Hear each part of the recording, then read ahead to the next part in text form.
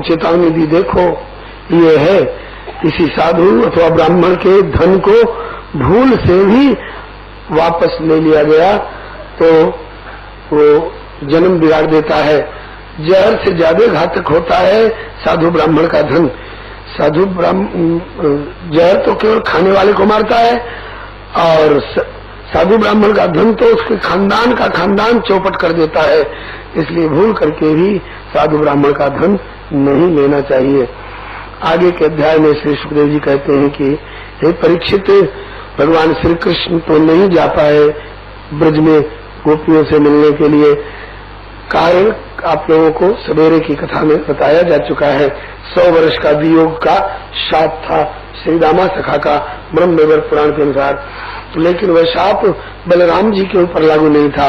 बलराम जी ने कहा चलो कन्हैया नहीं जाता है, हम चलेंगे। बहुत दिन हो गए नंद बाबा और यशोदा मैया को देखे, उनके अभिभावकत्व में मेरा पालन पोषण हुआ है। हमारे ब्रज बाल सखा ब्रज में निवास करते हैं, चलो मिलजुल आवे। सो बलराम जी ब्रज में पधारे और 2 महीना मधु माधव चैत बैसाख 2 महीना रहे। ब्रजवासियों को बड़ी प्रसन्नता हुई श्री बलराम जी से मिलकर के। और बलराम जी ने भी रास मंडल पर रास क्रीड़ा का आयोजन किया है। बोलिए श्री दाऊ दादा की जय। और आप जानते हैं बैसाख में थोड़ी थोड़ी हवा में गर्मी आ जाती है, तो बलराम जी ने यमुना जी का आवाहन किया तो जरा और नजदीक, रास मंडल के नजदीक से बहो। जैसे आप लोग अपने खिड़की पर कूलर लगा लेते हैं, तो इसी तरह से कहा कि रास मंडल के नजदीक से बहो ताकि हवा की गर्मी थोड़ी शांत रहेगी। यमुना जी ने सुनी अनसुनी कर दी। सो बलराम जी ने हल धसाया कि निश्चित्वम लांगलाग्रेण सत्ता काम चायन है, अपने मन की करती है। मैं कहता हूँ जरा और नजदीक से वो नहीं मानती है, तेरे 100 टुकड़े कर दूंगा। तब हल धसा के खींचा सो यमुना जी घबरा गई। राम रामा खिलाधार, राम राम महाबाहो न जाने तो विक्रमम, जो श्री कांत से विधता जगती जगता पते। फिर क्षमा याचना करी। आज तक यमुना जी वहां खींची हुई से दिखाई पड़ती है।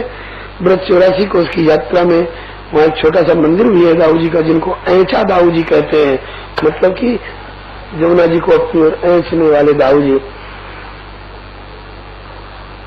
अब आगे के अध्याय में कहते हैं कि जिस समय बलराम जी ब्रज में पधारे थे उस समय द्वारका में एक घटना घटी। करूष देश का राजा पौंड्रक, जो आसुरी वृत्ति का था, उसको उसके सभासदों ने बहका दिया, जीतेगा भाई जीतेगा, ठेला वाला जीतेगा, असली भगवान तो तुम ही हो, तुम्हारा अवतार हुआ है। वो कृष्ण तो तुम्हारा नाम बेचकर अपना गुजारा कर रहा है। ये भी ऐसा मूर्ख, इसने अपने को भगवान घोषित कर दिया, पत्र लिख दिया भगवान कृष्ण के पास, असली भगवान मैं हूँ, मेरा अवतार हुआ है। तुम मेरे आयुध शंख चक्र गदा पद्म क्यों धारण करता है? या तो मेरे हथियार छोड़ दो, नहीं तो मैं तुमको मारूंगा। भगवान श्री कृष्ण पत्र पाकर खूब हंसे। ऐसे ऐसे मूर्ख भी होते हैं, 2 4 10 लोग बहुमत बटोर करके तुम ही भगवान हो, तुम ही भगवान हो, और मूर्ख मान गया। पत्रवाहक से भगवान ने कहा कि जाकर उनसे कह दीजिए कि जब साक्षात भगवान का अवतार हो गया तब तो उनकी आज्ञा का पालन करना ही पड़ेगा। मैं तैयार हूँ उनकी आज्ञा अनुसार हथियार छोड़ने को, लेकिन यहाँ छोड़ूंगा तो धारण कौन करेगा? उनसे कह दीजिए कि सामने आवे, मैं छोड़ दूंगा, वे धारण कर लेंगे। अंत में जब युद्ध में आमना सामना हुआ तो भगवान खूब हंसे उसके हाथ को देखकर। 2 हाथ तो थे ही, 2 लकड़ी के हाथ और लगवा लिए थे, और नीला शरीर, नीला पेंट लगा लिया था अपने शरीर में, जैसे नाटक वाले लोग लगाते हैं। भगवान ने कहा कारीगर इसको अच्छा मिला है। फिर कहा कि हे तथाकथित वासुदेव भगवान, आपने पत्र में हथियार छोड़ने की आज्ञा तो करी थी, लेकिन ये आज्ञा नहीं करी थी कि चारों शंख चक्र गदा पद्म एक साथ छोड़े की बारी बारी। अपनी समझ के अनुसार लीजिए, पहले सुदर्शन चक्र छोड़ रहा हूँ, संभालिए अपना सुदर्शन। इसकी मजाल जो भगवान के द्वारा चलाया हुआ सुदर्शन संभाल ले, उसका प्राणांत हुआ। देवताओं ने फूलों की वर्षा करी, जय जयकार करी, उसकी आत्म ज्योति को भगवान ने अपने में विलीन कर लिया। बोलिए श्री पतित पावन भगवान की जय। लोगों ने पूछा कि प्रभु ये तो आपका शत्रु था, इसको आपने अपने में विलीन करके सदगति क्यों दे दी? अरे कहा कि शत्रुता से ही सही, मुझे याद तो रखता था बेचारा। फिर उसका पक्ष लेकर के काशी नरेश लड़ने के लिए आए। काशी नरेश का गला काट करके सुदर्शन से कहा इनके दरवाजे पर ले जाकर आदर पूर्वक प्रतिष्ठित कर आओ इनका मस्तक। सो कटे हुए मस्तक को देखा उस काशी नरेश के पुत्र ने, तो उसने अविचार प्रयोग करके काल कृत्य अग्नि प्रकट की पिता को मारने वाले से बदला लेने के लिए। सो काल कृत्य अग्नि द्वारका की ओर लपकी। श्री सुदर्शन जी ने उस काल कृत्य अग्नि को समाप्त किया और लौट के काशीपुरी को जलाने लगे। भगवान शंकर ने बड़ी मुश्किल से हाथा जोड़ी करके और काशी नगरी को बचाया। अब परीक्षित जी कहते हैं कि भगवान बलराम जी के कुछ और पराक्रमपूर्ण चरित्रों को सुनना चाहता हूँ। तब बताए कि भौमासुर का एक मित्र था बानर, उसका नाम था द्विविद। ये कभी सुग्रीव की सेना में भी रह चुका था। द्विविद मयंद नील नल अंगद गद विकटास दधिमुख के हर निसट सठ जाम बलराज। वो कुसंग में पढ़कर भौमासुर का मित्र होने के कारण और कुमार्गामी हो गया था। भौमासुर के मरने पर मित्र का बदला लेने के लिए वो आया और द्वारका में उपद्रव करने लगा। भगवान श्री कृष्ण ने उसको नहीं मारा क्योंकि पहचान गए कि तो द्विविद है। लेकिन दाऊ जी बोले कि तुम सह लो तो सह लो, मैं नहीं सहूंगा। सो बलराम जी ने उसके साथ युद्ध किया और अपने हल की नोक से खींच करके ऐसा मूसल का प्रहार किया कि द्विविद का प्राणांत हो गया। बोलो श्री दाऊ जी महाराज की जय। द्विविद का उद्धार श्री बलराम जी ने किया है। देवताओं ने फूलों की वर्षा करी, जय जयकार करी। इसके बाद श्री हरे नमः आगे के अध्याय में वर्णन करते हैं कि एक बार दुर्योधन अपनी बेटी लक्ष्मणा का स्वयंवर कर रहा था और भगवान कृष्ण के पुत्र सांब जो जाम्बवती के प्रथम पुत्र है, ये स्वयंवर में से हरण करके लक्ष्मणा को लेकर भागने लगे। कौरव पक्ष के वीरों ने दौड़ करके इनको पकड़ के बंदी बना लिया। तो उग्रसेन जी ने बलराम जी को भेजा, जाओ अपने भतीजे को छुड़ा करके लाओ उसकी दुल्हन के साथ। बलराम जी ने जाकर के हस्तिनापुर के बाहर डेरा डाला और कहा कि कह दो महाराज द्वारका नरेश उग्रसेन जी की आज्ञा है कि सांब को उसकी दुल्हन लक्ष्मणा समेत लाकर हाजिर करो। तो दुर्योधन बोला कि ये उग्रसेन कौन होते हैं हमारे ऊपर हुकूमत करने वाले? हमारे दिए छत्र छवर से राज कर रहे हैं, हमारे ऊपर हुकूमत करने लगे। तो ऐसे हो रहा है जैसे कि पांव की जूती सिर पर चढ़ने को तैयार हो जाए। बलराम जी को ये बात बहुत चुभती सी लगी। कहा कि देखो जिन भगवान श्री कृष्ण की आज्ञा देवराज इंद्र भी पालन करते हैं और उनके आश्रित उनके बाहुबल में बसने वाले को ये अभागा पैर की जूती बता रहा है। अभी बताता हूँ कौन जूती कौन सिर है। और हस्तिनापुर के धरती में अपना हल घुसाया, उखाड़ कर पूरे हस्तिनापुर को गंगा में फेंक दूंगा। धरती कांपने लग गई। सब आकर के सब चरणों में लौट गए। राम रामाखिलाधार प्रभावम न विरामते मूढ़ा नाम न क्रोधी नाम क्षम तुम्हारे स्थिति क्रम। हे जगदाधार, हे श्री शेषावतार श्री बलराम जी, अपराध क्षमा करो, अपराध क्षमा करो, हम आपको नहीं समझ पाएगा, जल्दी लाओ। लक्ष्मणा समेत सांब को ला करके हाजिर किया और बलराम जी उनको लेकर के वापस लौटे। इसके बाद आगे के अध्याय में श्री सुखदेव जी कहते हैं कि एक बार नारद जी के मन में जिज्ञासा हुई कि जिसके घर में एक से दो औरत हो जाती है, दिन रात कला कलेश मचा रहता है और जिनके घर में 16,108 रानी पटरानी, उनकी गृहस्थी कैसे चलती है चल के देखना चाहिए। इस पर गुरुदेव एक दृष्टांत सुनाया करते थे। एक लाला जी ने शौक के मारे 2 ब्याह कर लिए। एक ऊपर वाले कमरे में, एक नीचे वाले कमरे में रहा करती थी। लाला जी कभी ऊपर वाले कमरे में कभी नीचे वाले में रहते थे। एक दिन खूब इत्र फलेल लगा करके छड़ी घड़ी और टोपी पहने हुए जा रहे थे ऊपर वाली के यहाँ जीने से। तब तक नीचे वाली ने पांव पकड़ लिया, आज मेरे यहाँ रहना होगा। लौटने लगे तब तक ऊपर वाली ने देख लिया, कहा कि वाह, मेरे यहाँ आते हुए लाला जी को रोकने वाली नीचे वाली कौन होती है? उसने ऊपर वाली ने हाथ पकड़ लिया। अब ऊपर वाली ऊपर खींच रही है, नीचे वाली नीचे खींच रही है। और जीने पर बेचारे लाला जी घिसट रहे हैं, अरे छोड़ो। कोई छोड़ने को तैयार नहीं। वो कहे कि हम कोई ऊपर वाली से कमती है क्या, और वो कहे कि हम कोई नीचे वाली से कमजोर है क्या। और संजोग की बात, उस दिन चोर घुसे हुए थे लाला जी के घर में। अब घर वाले सो जाए तब न चोरी करें, घर वाले सोए कैसे, ऊपर वाली ऊपर खींच रही है, नीचे वाली नीचे। सवेरा हो गया, न ऊपर वाली छोड़ रही न नीचे वाली। बस्ती वालों ने कहा क्या हो गया, कुछ घटना तो नहीं घटी। द्वार तोड़ ताड़ करके जब घुसे तो देखा कि बेचारे सीढ़ी पर घिसट रहे हैं।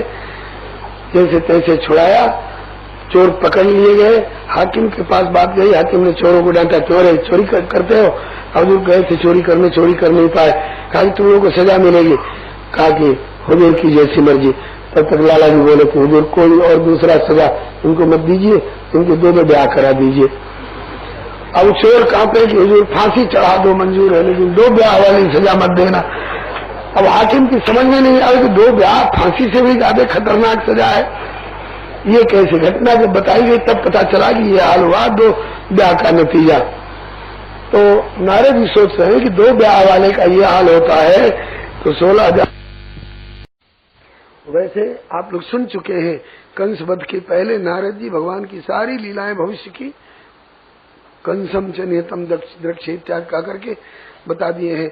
और वही नारद जी आज शंका कर रहे हैं, क्यों आगे वाले शंका करेंगे तो समाधान कौन देगा, इसलिए आज ही समाधान दिला दो। नारद जी रुक्मिणी जी के महल में गए, भगवान उठ के खड़े हो गए, आइए आइए नारद जी, बड़ी कृपा की, बहुते दिनों कीन मुनिदाया, स्वागत सत्कार किए। जब चलने लगे तो बोले कि आते जाते रहिएगा। दूसरे महल में गए तो देखा वहाँ ठाकुर जी ओपटन लगा रहे हैं, कहीं ना आ रहे हैं। जहाँ जहाँ नारद जी, आइए आइए नारद जी, बहुत दिन में कृपा की। नारद जी घबरा गए, हे प्रभु आप तो सर्वज्ञ हो, सर्वसमर्थ हो, सर्वव्यापी हो। उदाहरण पहले दिया जा चुका है, एक ही सूर्य एक ही समय में कई नगरों में, कई मोहल्लों में, कई आंगनों में एक साथ दर्शन देते हैं, एक होकर के भी अनेक रूप में, और अनेक रूप होकर के भी एक भगवान श्याम सुंदर। अब इनमें कोई कहे कि रुक्मिणी के महल वाले कृष्ण बड़े हैं कि सत्यभामा के महल वाले, तो बोले ऐसा ही प्रश्न होगा जैसे कोई कहे कि अयोध्या वाले सूर्य नारायण बड़े हैं कि वृंदावन वाले।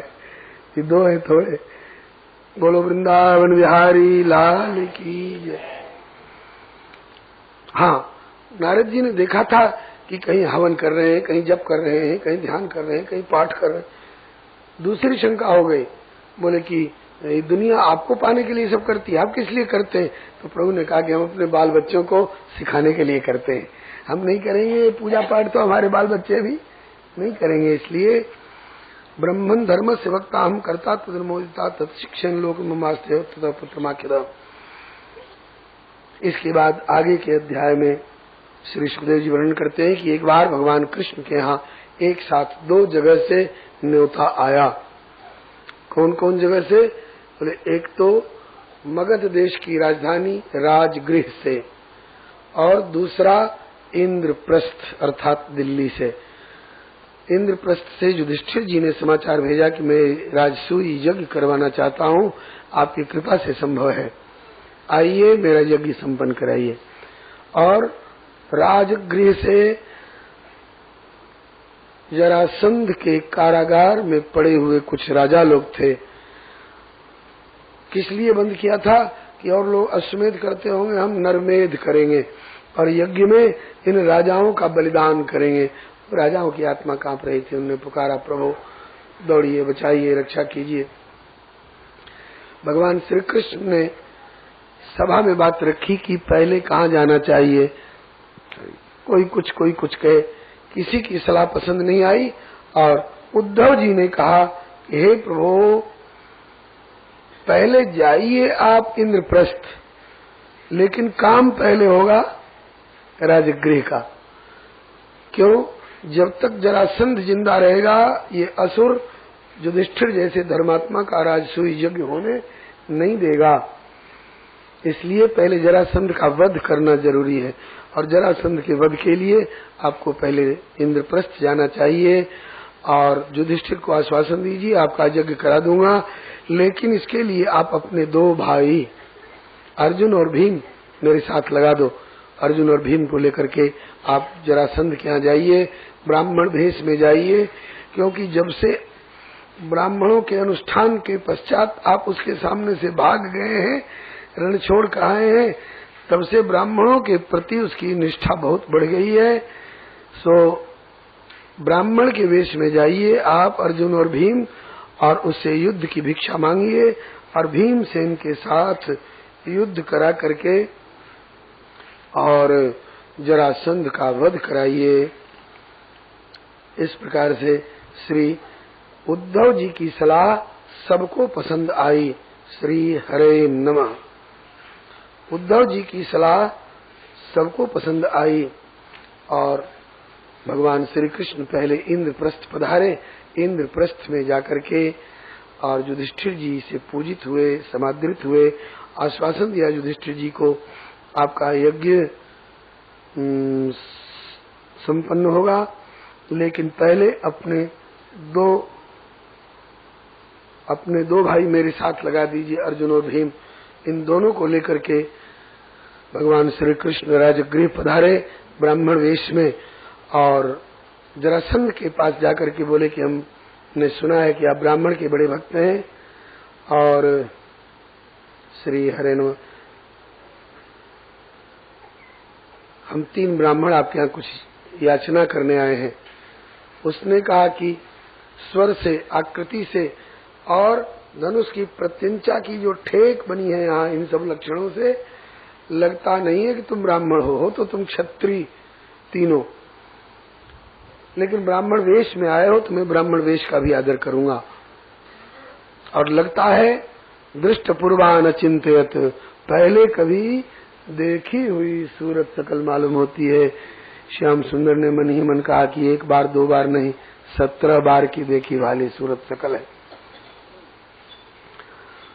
और ठाकुर जी ने, जरासंध ने कहा कि बोलो क्या चाहते हो, तो श्याम सुंदर ने कहा कि तो हम भी खुलकर बता रहे हैं, हम लोग लड्डू पूड़ी कचौड़ी मालपुआ और तस्मई की भिक्षा लेने वाले ब्राह्मण नहीं हैं, हम लोग युद्ध की भिक्षा लेने आए हैं। युद्धम नो दे राजेंद्र द्वंद्व शो यदि मन्य से युद्धार्थिनो वयम प्राप्ता राजन्यान कांक्षण। तब उसने कहा कि अब खुलकर अपना परिचय दो, मैंने युद्ध की भिक्षा दी। कोई वीर किसी वीर को ललकारे तो काहे को उसकी चुनौती को ठुकराएगा, लड़ूंगा, अपना परिचय दो। तो इन्होंने बताया कि असौ वृकोदर पार्थ, ये प्रथा मैंने हमारी बुआ कुंती के पुत्र भीमसेन है, तस् भ्राता अर्जुनो यम, इनके छोटे भाई अर्जुन है। और हुजूर आप बोले कहने और मातुलेयम माम कृष्णम जानी तेरी पुम, इन दोनों के मामा के का बेटा मैं कृष्ण हूँ, तुम्हारा पुराना शत्रु। बोल हम तीनों में से किसके साथ लड़ोगे? उसने कहा कि न तो भीरुणा युद्ध से, तेरे जैसे कायर के साथ नहीं लड़ता, तू तो मेरे डर के मारे मथुरा छोड़कर द्वारका में चला गया।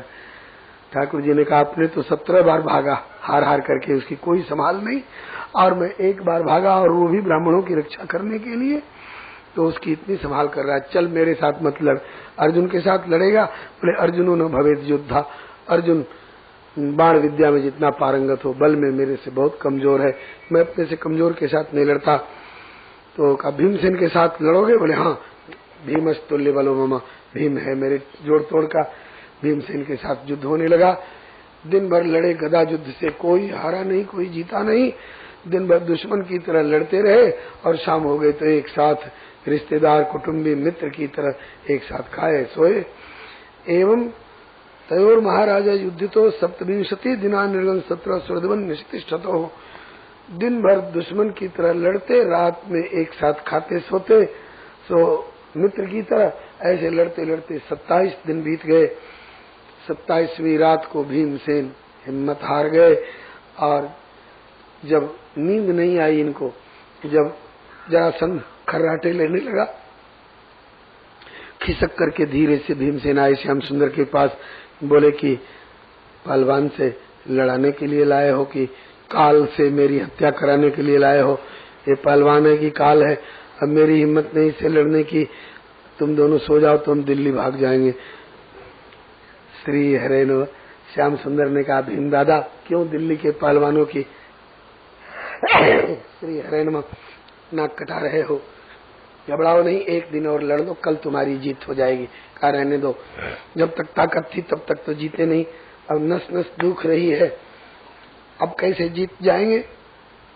श्याम सुंदर बोले कि अब तक इसलिए नहीं जीते कि अब तक आपको अपने बल का गुमान था, और अब आपकी जीत इसलिए हो जाएगी कि अपने बल का गुमान चला गया। अब आपने गोविंद का सहारा लिया तो गोविंद अब अपना बल दे करके भेजेंगे। पठवा निज बल दे विशाला। और रही नस नस दुख रही है, मैं मालिश कर देता हूँ। कर परसा सुग्रीव शरीरा, तन भाग कुलिस गई सब पीरा। उसी रात को भीमसेन ताल ठोंकने लगे। कहा कि भीम दादा कहाँ तो दिल्ली भागने की तैयारी कर रहे थे और कहाँ अब इसी समय ताल ठोंकने लगे। अभी सो जा, रात्रि है, सवेरे चमत्कार दिखाना। तब जाकर के भीमसेन सोए। ठाकुर जी ने कह दिया था कि केवल लड़ना ही नहीं, मेरी ओर भी ध्यान रखना। तो चूंकि भगवान का बल प्राप्त हो गया था, इसलिए पहली पकड़ में ही भीमसेन ने जरासंध को उठा के पटका। जरासंध अखाड़े में चारों खाने चित्त और छाती पर चढ़े भीमसेन दहाड़ रहे थे। और उसी समय में श्याम सुंदर ने एक तिनका लिया और उसको बीच से चीर करके और 2 टुकड़ा करके यूं फेंक कर इशारा किया, चीर दो इसको बीच से। बात यह है कि ये जरासंध जब पैदा हुआ था तो 2 माता से 2 टुकड़ों में अलग अलग। इसके पिता का नाम था बृहद्रथ, उसकी 2 रानियां थी, संतान एक नहीं। ऋषि से प्रार्थना की, उन्होंने एक फल दे दिया, खिला दो, बड़ा पराक्रमी पुत्र होगा। उसने सोचा कि रानी 2 फल 1, किसको खिलावे किसको वंचित करे, तो उसके 2 टुकड़े कर दिए बराबर बराबर और एक एक टुकड़ा दोनों को दे दिया। इसलिए बीच से चीरा हुआ जैसा आधा आधा पुत्र दोनों को समय पर पैदा हुआ। मरा हुआ समझ करके बृहद्रथ ने फेंकवा दिया जंगल में। उस रास्ते से जरा नाम की एक राक्षसी जा रही थी, जीव जीव कह करके दोनों को जोड़ करके जिला लिया। वही जरासंध, जरया संधितो जेना जरासंधस ततो भवत। जरा नाम की राक्षसी के द्वारा जोड़ा गया था, इसलिए जरासंध कहलाता था। इस रहस्य को भगवान जानते हैं, भगवान क्या नहीं जानते हैं। इसीलिए प्रभु ने इशारा किया, भीमसेन ने उसके एक पांव को अपने दोनों पांव से दाबा और दूसरे पांव को दोनों हाथों से पकड़कर उखाड़ दिया। बीच से 2 टुकड़े हो गए, एक को इधर फेंका एक को उधर फेंका। ये तो मायावी असुर है, एक तरफ फेंकने पर फिर जुड़ जाते और जीवित हो जाता। इस प्रकार से भीमसेन के द्वारा जरासंध का वध कराया और देवताओं ने फूलों की वर्षा जय जयकार करी। बोलो श्री पतित पावन भगवान की, श्री पवन कुमार की जय, श्री भीम दादा की जय। श्री हरे नमः। जरासंध को मार करके मरवा करके और भगवान उसके कारागार में गए और कैदी राजाओं को उसमें से निकलवाया और उनकी हजामत वगैरह बनवा करके वस्त्राभूषणों से श्रृंगार सुसज्जित कराया और कहा कि अपने अपने नगरी को जाओ, अपनी राजधानी और अपने बाल बच्चों प्रजा को संभालो और युधिष्ठिर जी के राजसूय यज्ञ में उपहार ले करके आना। तो वे राजा लोग जाने लगे और जाने के पहले भगवान से स्तुति किए और प्रार्थना किए। उस प्रार्थना के 2 श्लोक आप लोग भी हो सके तो दोहरा लीजिए। तम न समादिशोपायम, तम न समादिशोपायम, येन ते चरणाब्जयोः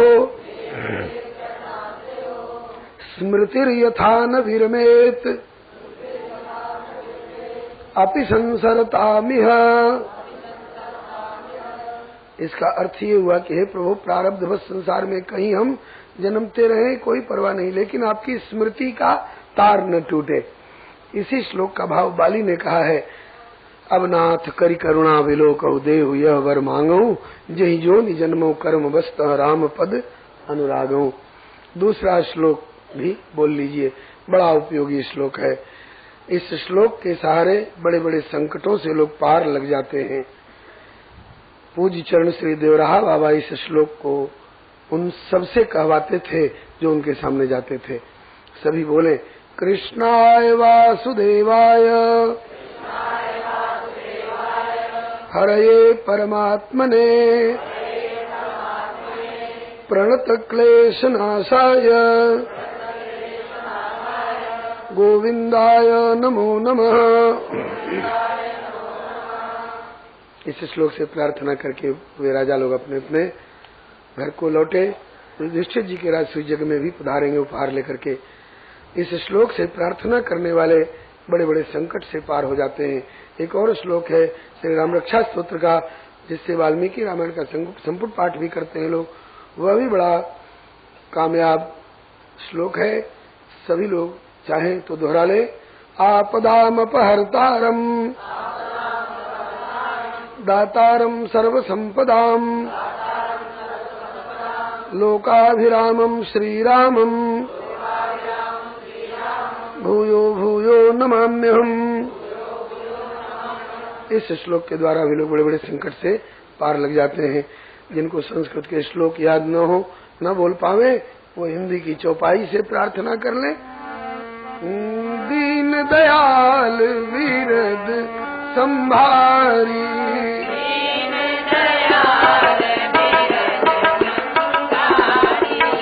हरहु नाथ मम संकट भारी।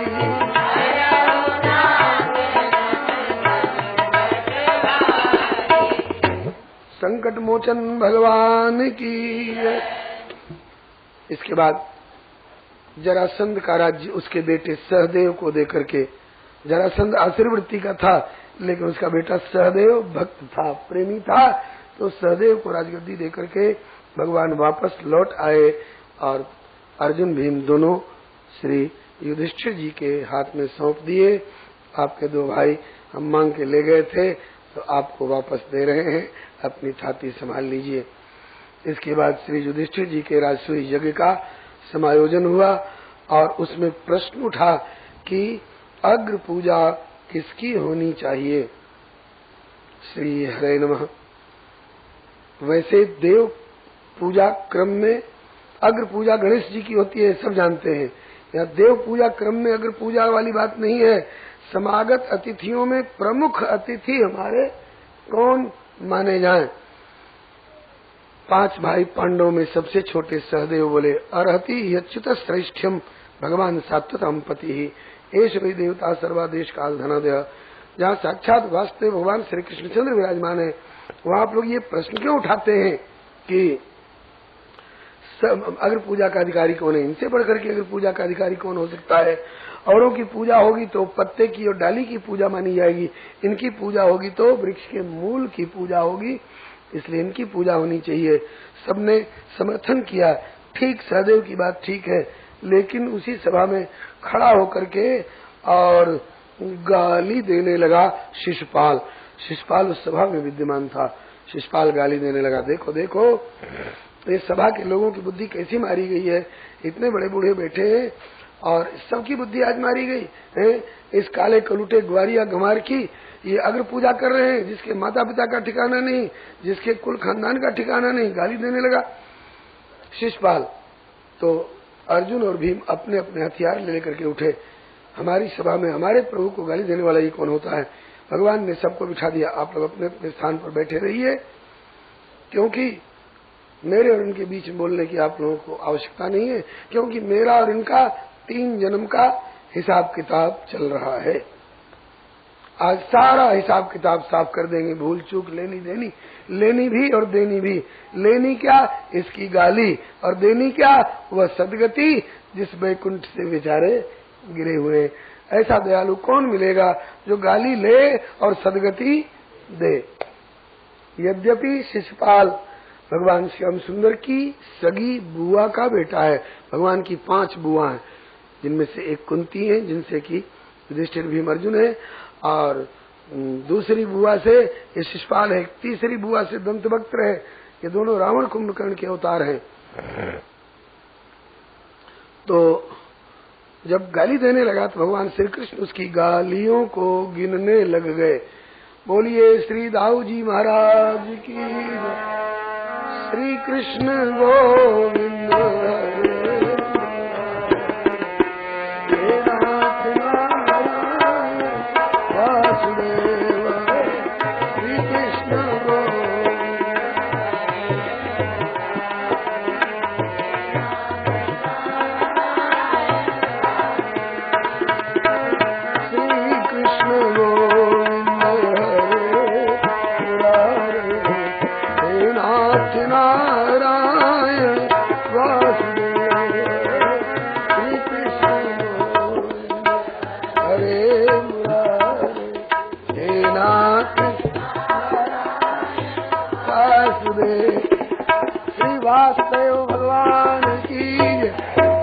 संत सदगुरु भगवान की, श्री गोरे दाऊ जी महाराज की।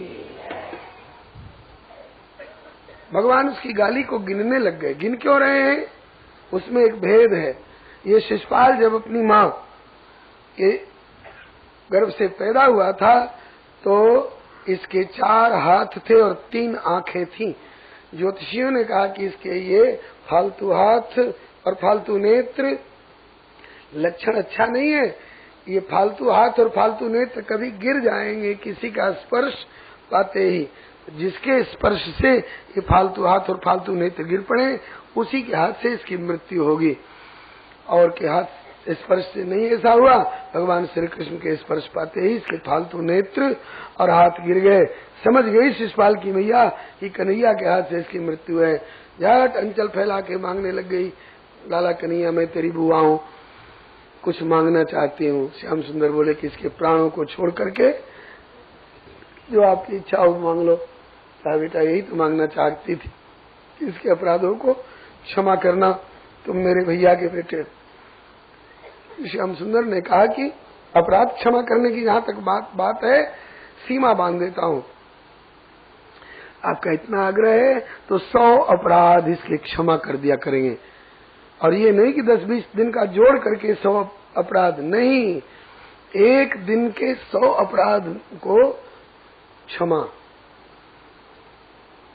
श्री हरे नमः। तो गाली तो रोज देता था ये, लेकिन और दिन इसकी गाली वाली कंपनी जो थी वो लिमिटेड कंपनी रहती थी, मैंने 100 की सीमा में रहता था।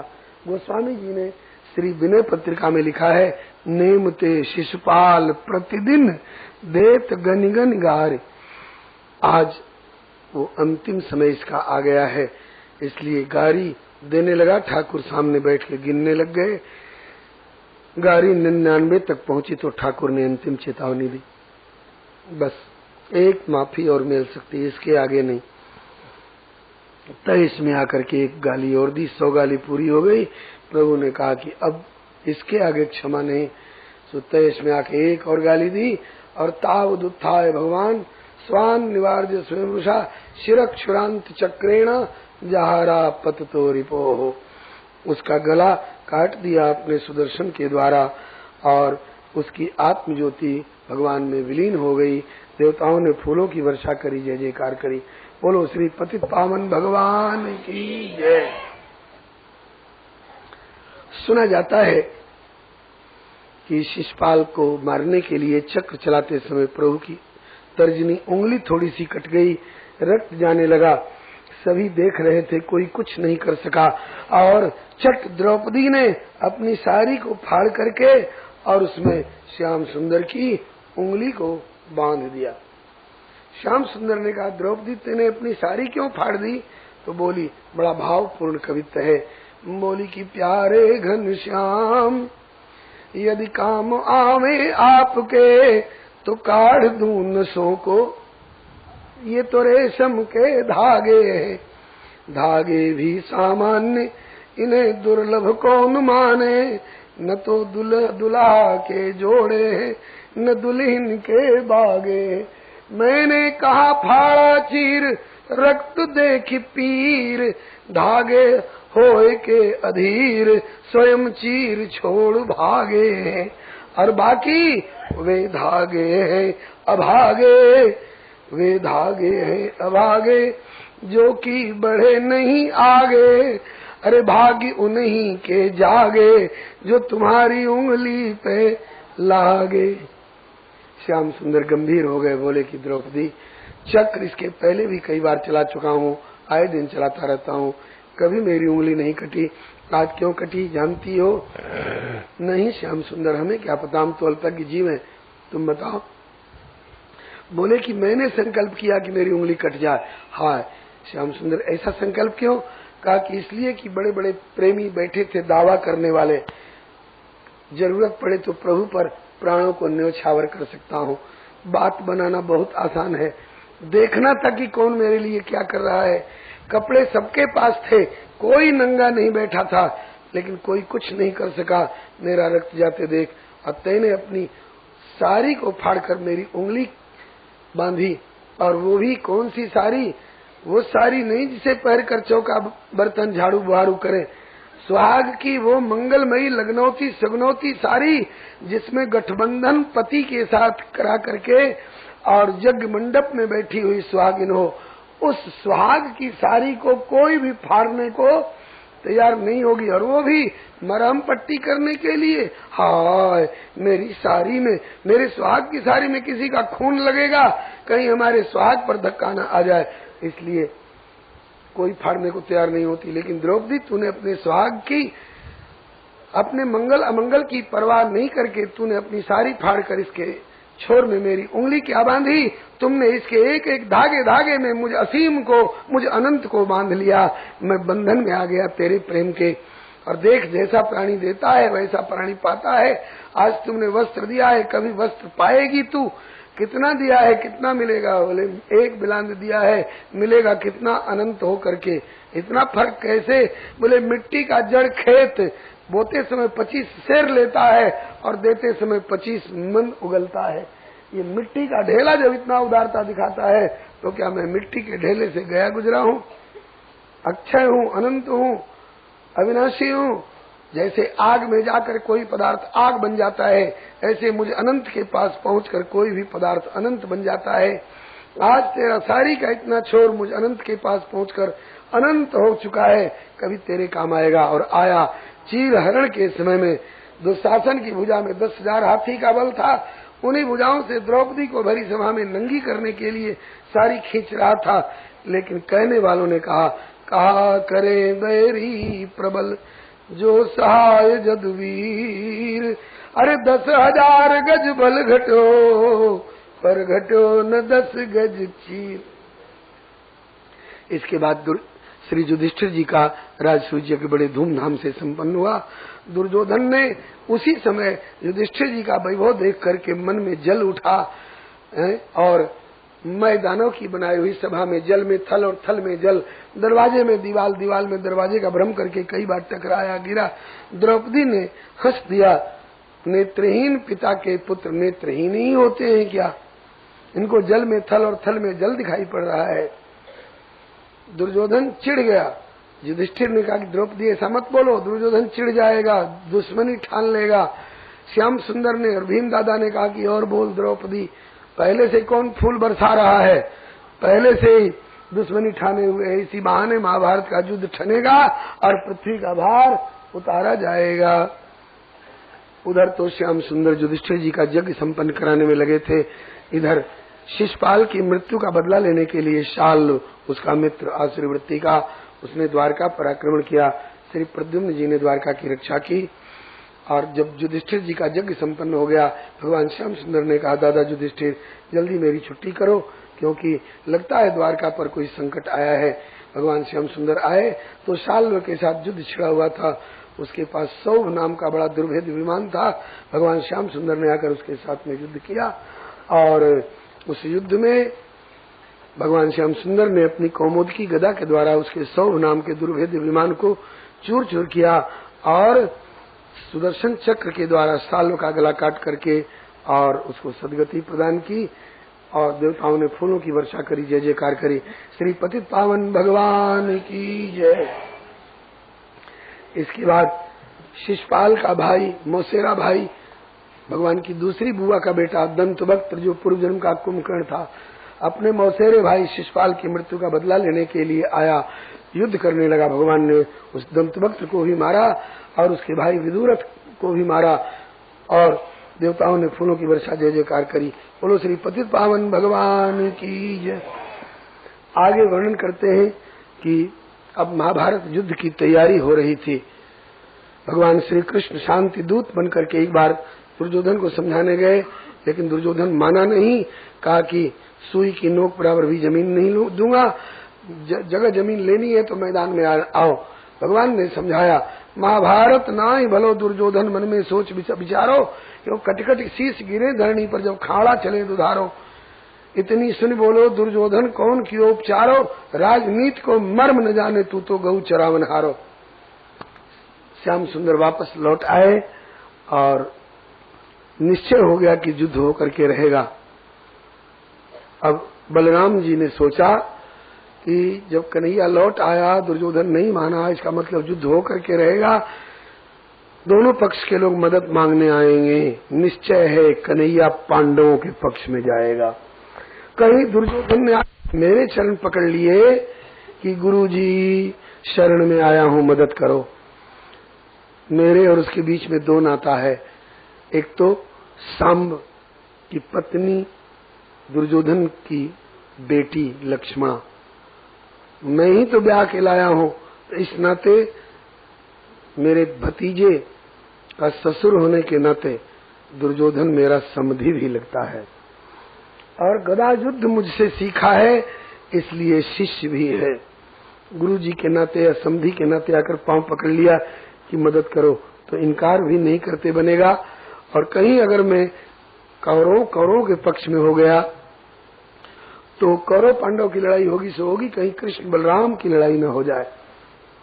इसलिए ऐसे मौके पर बलराम जी तीर्थ यात्रा में चले गए।